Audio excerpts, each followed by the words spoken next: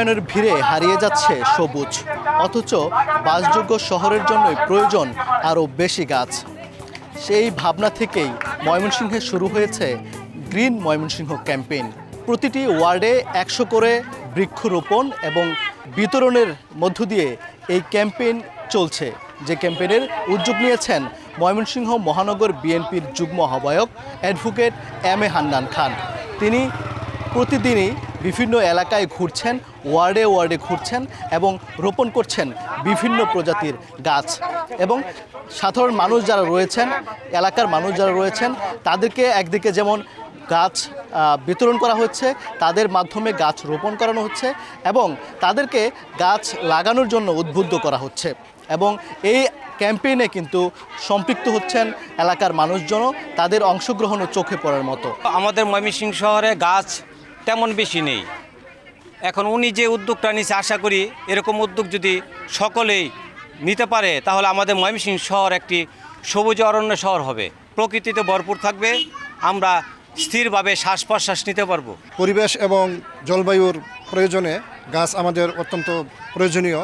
তো সবাই যদি আমরা এই ব্যাপারে উদ্বুদ্ধ হই আর কি, নিজ উদ্যোগে বা বিভিন্ন সংগঠনের মাধ্যমে যদি আমরা বৃক্ষরোপণ কর্মসূচি অব্যাহত রাখি, তাইলে হয়তো ময়মনসিংহের যে বৃক্ষের যে একটা কমতি আছে বা এটা যে প্রয়োজনীয়, এটা জনজীবনে খুবই প্রয়োজনীয়, এটা হয়তো কিছুটা ফলপ্রসূ হবে আর কি। যিনি এই উদ্যোগ নিয়েছেন তিনি জানিয়েছেন প্রত্যেকেই যেন একটি করে প্রতি বছর অন্তত একটি করে গাছ লাগায়, তাহলেই এই নগর হয়ে উঠবে সবুজ নগর।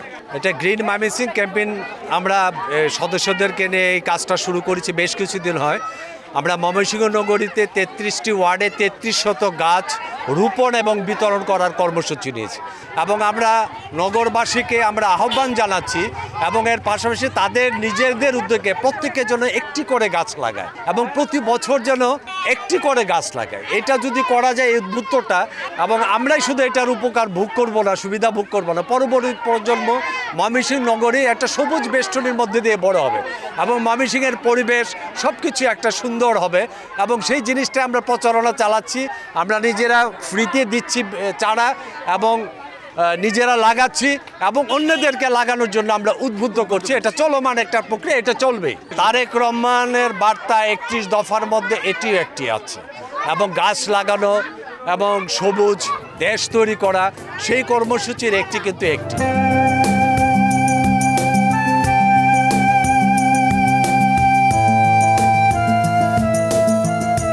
গ্রিন ময়মনসিংহ ক্যাম্পেইনের মধ্য দিয়ে আসলে তারা সাধারণ মানুষকে উদ্বুদ্ধ করছেন, উৎসাহিত করছেন বৃক্ষরোপণের প্রতি, যাতে করে আগামীর ময়মনসিংহ হয়ে ওঠে একটি সবুজ নগরী।